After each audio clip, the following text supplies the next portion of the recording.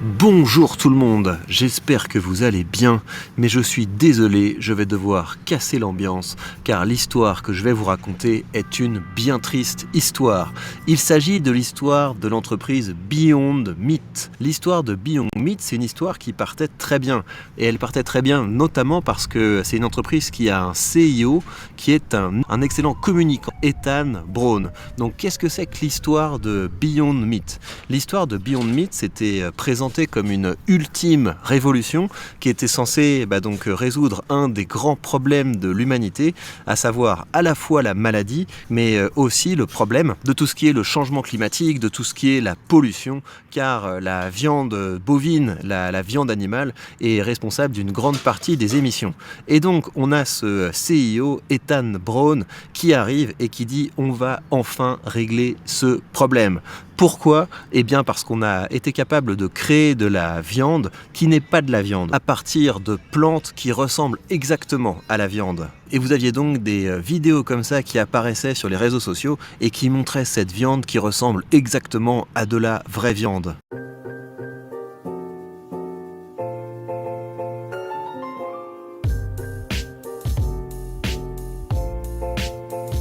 Et une de leurs lignes de communication, c'était de dire on a même réussi à recréer le sentiment que c'est juteux. Voilà, c'est pas ces espèces de vieux steaks au tofu qui ont pas de goût, qui ont pas de saveur, qui ont pas de consistance. Là, on a quelque chose qui a le goût de la viande et on a quelque chose qui a la consistance de la viande. Donc ça marche, hein, évidemment, quand on arrive avec un topo comme ça dans la Silicon Valley, il y a plein de gens qui sont prêts à investir là-dedans parce que à la fois, il y a une technologie qui a l'air d'être plutôt révolutionnaire et ça règle un vrai problème, à la fois le problème des maladies qui sont liées à la consommation de viande et encore une fois des problèmes qui sont écologiques, sans parler aussi de tout ce qui est souffrance animale. Donc on avait quelque chose qui était très bien. Et donc l'entreprise fait son introduction en bourse, je ne sais plus exactement quand, je crois qu'elle a fait son introduction en bourse en 2019 et le truc commence à exploser et on commence à avoir donc la presse qui s'emballe, on parle de cette superbe aventure.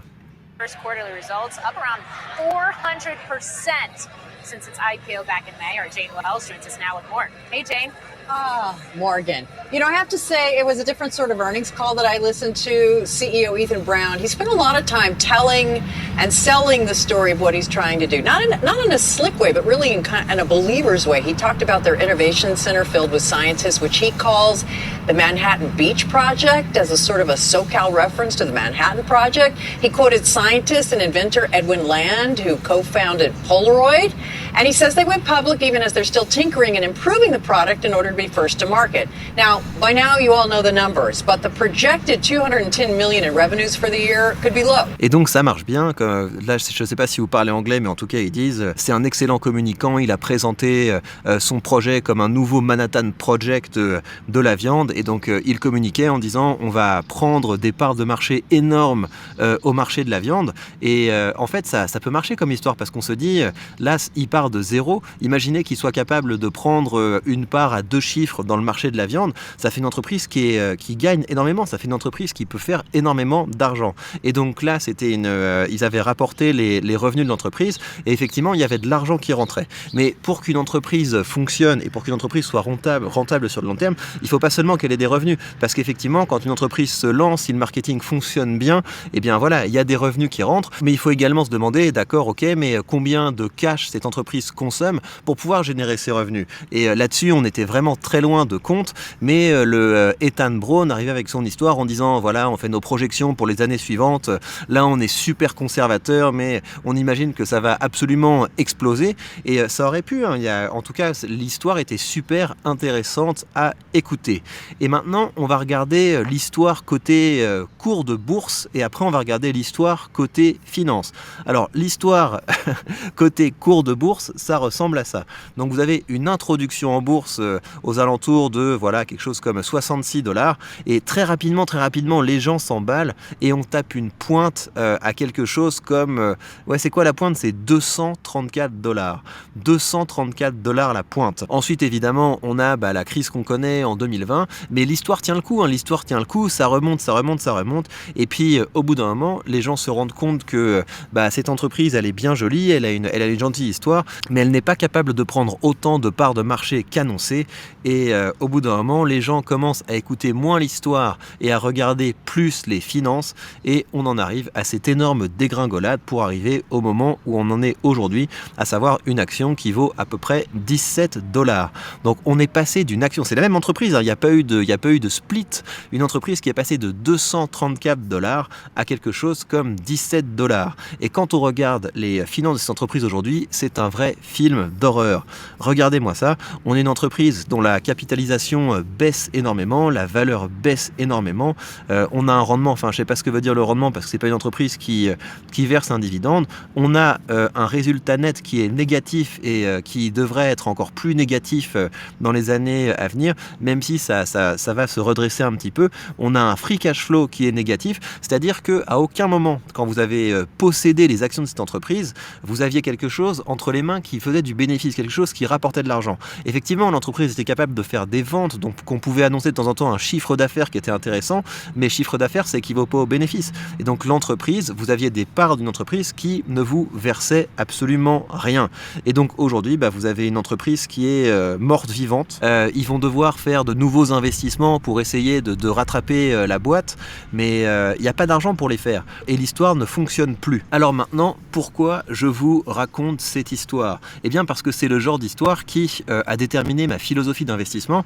Et vous le savez, moi, ma philosophie d'investissement, c'est de ne pas acheter des histoires. Évidemment, quand j'investis dans une entreprise, je me raconte quelque chose, je me dis elle est dans un domaine qui est porteur, c'est une entreprise qui fait des choses qui sont utiles, c'est une entreprise qui devrait pouvoir continuer à grandir, mais la première chose que je regarde si cette entreprise me verse de l'argent. Je regarde si cette entreprise fait des bénéfices et si elle est capable de partager une belle partie de ses bénéfices avec moi.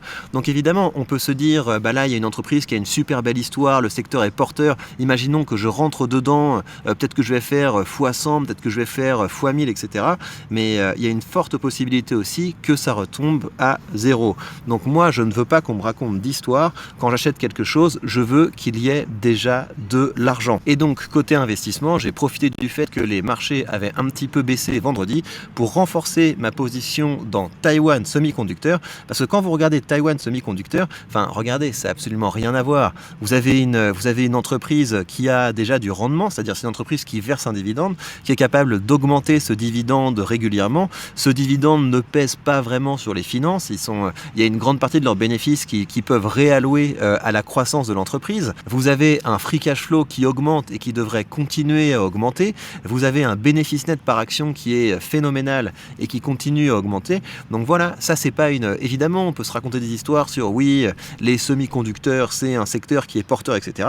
Mais il est déjà porteur. Ces entreprises gagnent déjà de l'argent. Donc après, vous faites ce que vous voulez, mais moi j'ai plutôt tendance à ne pas vouloir acheter des histoires, mais à vouloir acheter des entreprises qui sont déjà rentables. Donc la prochaine fois que vous avez une nouvelle petite boîte qui émerge avec une histoire qui vous fait vous sentir bien, parce que évidemment c'est agréable d'investir en se disant j'ai la perspective de gagner de l'argent, mais en plus je suis en train d'investir dans quelque chose qui va changer le monde en mieux, et on se dit c'est génial. Mais rappelez-vous quand même de l'histoire de Beyond Meat. L'histoire était parfaite, mais elle s'est vite tournée en cauchemar, parce que imaginez que vous ayez acheté cette entreprise aux alentours de 240, imaginez que vous en ayez acheté beaucoup parce que vous vous seriez fait hyper par les déclarations de leur président, vous ne pourrez probablement jamais récupérer votre argent. Et je vous rappelle que si vous voulez commencer à investir, tant qu'à faire pour gagner de l'argent, pour investir dans des boîtes qui vont augmenter vos revenus, pas pour investir dans des jolies petites histoires qui vont vous appauvrir, vous savez que vous avez sous cette vidéo le lien vers le côté que j'utilise, et en suivant ce lien, vous bénéficiez d'actions gratuites dès que vous créditez votre compte. Voilà, prenez bien soin de vous et à très vite pour de prochaines news.